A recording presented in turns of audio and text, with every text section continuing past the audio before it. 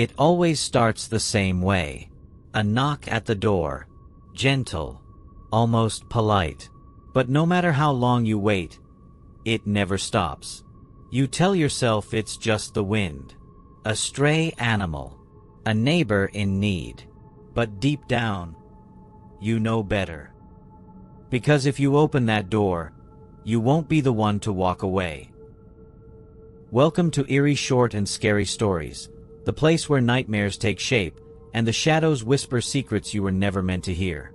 Tonight, we bring you a tale that will make you think twice before answering that late-night knock. A story called Don't Let Them In. Growing up, it was always just me, my sister Annie, and our mother. When she was sober, she was fun. One of those moms who decide out of nowhere that we should have a picnic in the living room or go to the beach in the middle of winter, just to see the waves. She'd wake us up at 3 a.m. to make pancakes, giggling as she flipped them, syrup dripping from her fingers. Those moments were rare, but when they came, they felt like magic. Like we were normal. Like we were safe. But when she drank, she vanished. Sometimes, it was for days. Sometimes, it was just long enough for us to wonder if she'd ever been there at all. The house would grow quiet in a way that wasn't peaceful. It was the kind of silence that pressed against your ears, made you hyper-aware of every creak, every shift in the walls. The only sounds left were the drip of the kitchen faucet, the groan of old pipes in the night, and the wind rattling the loose panes of glass in our bedroom window. Annie was the one who kept things together. She was older by 3 years, but it may as well have been a lifetime. She cooked, she cleaned, she made sure I got to school, even if she had to miss it herself. She was more of a mother than Mom ever was, and even though she was just a kid too, I trusted her more than anyone. If Annie said something was true, then it was. If she told me to do something, I did it. And she told me, over and over, never to answer the door at night. At first, I didn't understand. I thought she meant because of strangers, like the ones we learned about in school. The bad people. The ones Mom warned us about when she was sober enough to pretend she cared. But Annie wasn't scared of strangers. She was scared of something else. I remember the first time I really noticed it. The knocking. It was soft, almost polite. 3 taps. Then a pause. Then 3 more. It was so quiet that I thought I might have imagined it. I had been lying in bed, half asleep, my body heavy with that warm, drowsy feeling just before dreams take over. I might have ignored it entirely if Annie hadn't suddenly been there, standing in the doorway to my room, her face pale in the moonlight. "Don't answer it," she whispered. Her voice was barely there, but it cut through the quiet like a knife. I sat up, confused. "What?" "The door," she said. "Don't open it. Don't talk to them. Just pretend you don't hear it. Not him or her." I wanted to ask who she meant, but there was something in her face. Something tight, something almost afraid. I had never seen Annie afraid before. She was the strong one. The brave one. So I didn't ask. I just nodded and pulled the blanket up to my chin. The knocking came again. A little louder this time. Annie flinched. Not much, but enough for me to see it. She crossed the room in 2 quick steps and yanked the covers up over my head. "Go to sleep," she ordered. "No matter what you hear, just stay quiet." "Okay." I mumbled something. Maybe a yes, maybe nothing at all. Then I listened as she walked back to the door, pulling it shut behind her. I heard the soft click of the lock turning, then the faint sound of her footsteps retreating down the hall. I didn't sleep. The knocking kept going. Steady.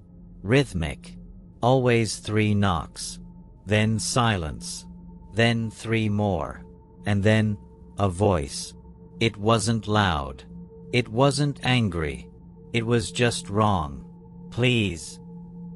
It said, barely more than a whisper. "I'm lost. I need help." I squeezed my eyes shut. Annie had told me to ignore it, so I did. I forced myself to breathe slowly, to stay still, to pretend I wasn't awake. The voice came again, closer this time. "Please.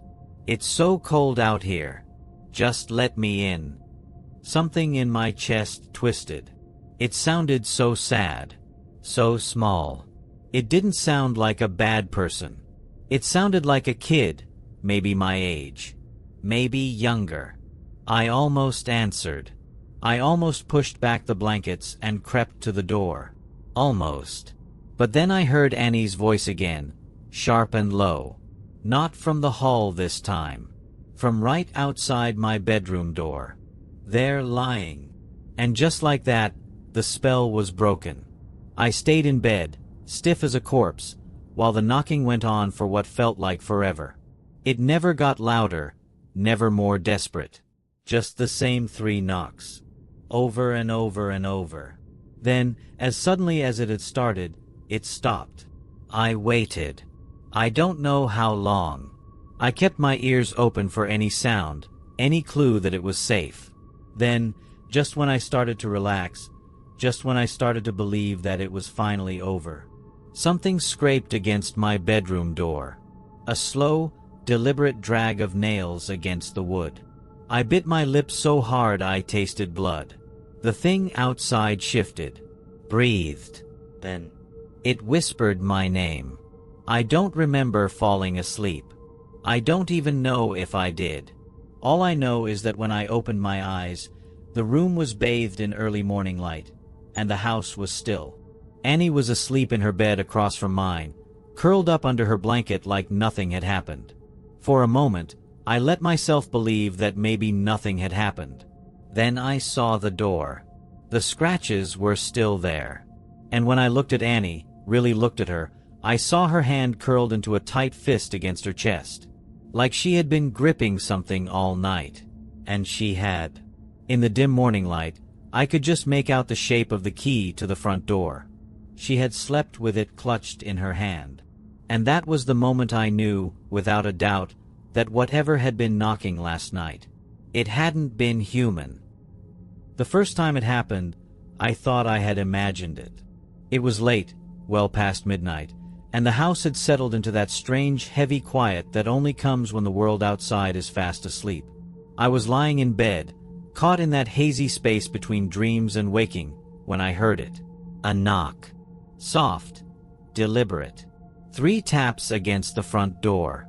I lay there, unmoving, listening. Maybe I had dreamed it. Maybe it was just the house shifting, the old wooden frame settling against the wind. That's what I told myself. Then it came again. 3 knocks. A pause. 3 more. I turned my head toward the bedroom door, expecting to see Annie still asleep across the room. But she wasn't. She was standing in the doorway, backlit by the dim glow of the hall light. Her face was pale, her hands clenched into fists at her sides. "Don't answer it," she whispered. I sat up, confused, the last bits of sleep slipping away. "What?" She took a step into the room, her bare feet making no sound against the floor. "Whatever you do," she said again, "don't open the door. Don't let them in." Her voice was steady, but there was something in her eyes, something I had never seen before. Annie wasn't the type to scare easily. She wasn't the type to whisper warnings in the dark. Something was wrong. The knocking came again, a little louder this time. Annie flinched. I felt a chill crawl up my spine. Then, from the other side of the door, a voice. "Please." It was soft, almost too soft. A child's voice, maybe. A little girl. She sounded lost. She sounded cold. "I need help," the voice said. My throat tightened. I felt my fingers twitch against the blanket. Every instinct told me to get up, to check, to do something. Annie shook her head sharply. "They're lying," she whispered. I swallowed. "Who?" She cut me off with a look. Then, the door handle turned. It wasn't frantic. It wasn't loud. Just a slow, careful twist. Testing. Annie sucked in a breath and grabbed my wrist, her grip ice cold. I barely breathed. The handle rattled, then stopped. Silence. A long, awful silence. Then, something scratched against the wood. Not like nails. Not like fingers. Something worse. The sound slid through the quiet like a whisper, tracing slow lines down the door, up again, across. It knew we were there. The voice came again, closer this time. Please. I'm lost. I just need to come inside. I clenched my jaw, my whole body tense. My mind screamed at me to move, to run, but my legs wouldn't listen. Annie let go of my wrist and took a step toward the door. She pressed her ear against it. I wanted to tell her to stop, to get away, but I couldn't make a sound. She stood there for what felt like forever, listening. Then, finally, she turned back to me. Her face was blank, pale. They don't have feet, she whispered. My stomach dropped. I didn't understand. Not at first. Then I realized, no footsteps. No shuffle of shoes against the porch. No weight shifting on the old wooden planks. Whoever, whatever, was outside wasn't standing. The scratching sound started again. Higher up this time. Near the top of the door. Then, just above it. Like something was climbing. Annie grabbed my hand and squeezed hard. Don't listen, she whispered. Don't answer. And whatever happens. She hesitated. Don't open your eyes. Then the knocking started again. And this time, it came from my window. Annie yanked me back so fast I nearly stumbled. Her grip was iron tight, her nails digging into my skin as she dragged me toward the bedroom. She didn't speak, didn't explain. She just moved. The moment we were inside, she shoved the door shut and locked it. They'll go away if we ignore them, she whispered. But they didn't. The knocking started again. Not soft, not pleading like before. Harder. Heavier. Boom, boom, boom. The doorframe rattled. The walls trembled. And then the voice came again. Please. It wasn't the same this time. It was layered, stretched, like a recording played at the wrong speed. Too deep. Too wrong. I'm lost. Annie squeezed my wrist so tightly I winced. I turned to look at her, but she wasn't looking at me. Her eyes were locked on the door, wide and filled with something I had never seen before. Terror. I need help. Something scraped against the wood. Slow. Deliberate. Not fingernails. Something else. I'm cold. I felt my throat tighten. I wanted to move, to breathe, but I couldn't. I almost answered. Almost. The words were right there, pressing against my teeth. But Annie shook her head. She didn't speak, didn't whisper. She just mouthed the words. They're lying. Then, the door handle twisted. I held my breath. It turned slowly, carefully, like whoever, whatever, was on the other side wanted to be quiet. Wanted to be careful. Then it stopped. Silence. A long, stretching silence. And then, the sound of nails dragging across the floor outside. Something heavy shifting. Moving. Crawling. I felt my pulse hammer against my ribs. Too fast, too loud. Annie pulled me back, away from the door, as the dragging sound slithered closer. Then I saw them. The shadows. Not just one. Not just two. Many. Long, thin fingers of blackness stretching under the door, curling, reaching. And then, a bang. Loud. Violent. The whole door shook like something had thrown itself against it. Annie gasped. My stomach twisted. Another bang. Harder. Closer. The voice came again. I'm cold. But now, it wasn't coming from the door. It was coming from the window. It went on for what felt like forever. Maybe minutes. Maybe hours. I don't know. Time had lost all meaning.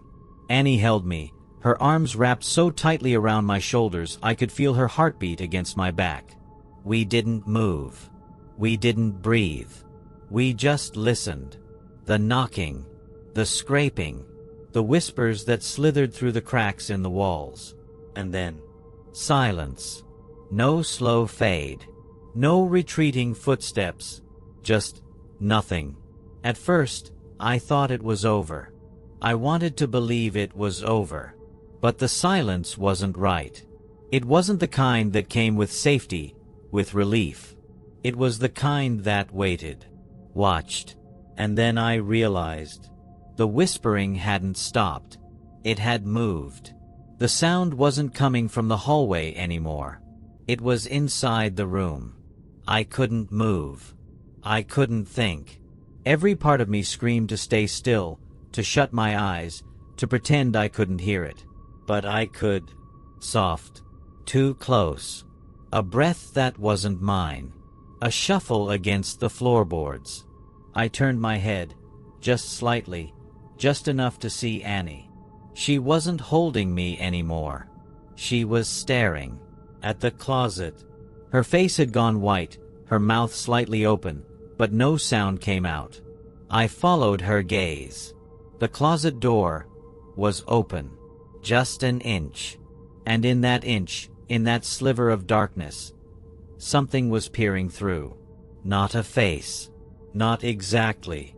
Just the suggestion of one. A gleam of something wet where the light hit. A shape too tall, too thin. Watching. Waiting. Annie's fingers dug into my arm. She didn't speak, didn't scream. She just held me there, both of us frozen, locked in place. And then, the closet door creaked. Just a little. Just enough. And that's when I saw it. A hand. Pale. Wrong. Sliding into view, slow and careful, curling around the edge of the doorframe. Long fingers. Too many joints. And the worst part? It wasn't reaching for us. It was pulling the door open. We never talked about that night. Not once. Annie left for New York as soon as she turned 18. Packed a single bag, took the first bus out, and never looked back. I stayed behind. Told myself it had all been a bad dream. Just childhood paranoia mixed with too many nights of listening to the house creak and groan. I even started to believe it. For a while. But then, the knocking. It followed me. First, I thought it was my imagination. A trick of memory. The way old fears like to claw their way back when you're alone in the dark. But no, this was real. 3 soft raps. Always the same. Then silence. Then the voice. Always the voice. I tried everything. Moved across town. Stayed with friends. Slept with the TV on, the radio humming, anything to drown it out. But it didn't matter. It found me. Apartments. Hotels. Even once in a hospital room after a bad car accident. The nurses thought I was delirious when I told them I heard knocking. Maybe I was. I used to think it wanted to get in. That if I just ignored it, it would go away. But now, I'm not so sure. Because lately, I've noticed something worse. I'm not the only one who hears it. Last week, a neighbor stopped me in the hallway. She looked exhausted, dark circles under her eyes. Asked if I'd been knocking on her door at night. 3 soft taps. Then silence. Then the voice. I told her she was imagining things. I lied. Because I know the truth. It's spreading. And every time I hear it now, every time I sit in bed, staring at the door, telling myself I won't answer, I feel it. That pull. That curiosity. That tiny, nagging thought in the back of my mind. One day, I think I might. I used to believe doors kept things out. That if you turned the lock, shut the blinds, and ignored the sounds in the night, you'd be safe. That was before I understood. Before I realized it was never outside. It knocks because it wants you to believe it's on the other side. It whispers through the cracks, pleads through the keyhole, begs to be let in. But that's not the truth. That's the trick. Because it was never waiting at the door. It was already inside. I don't know when it got in.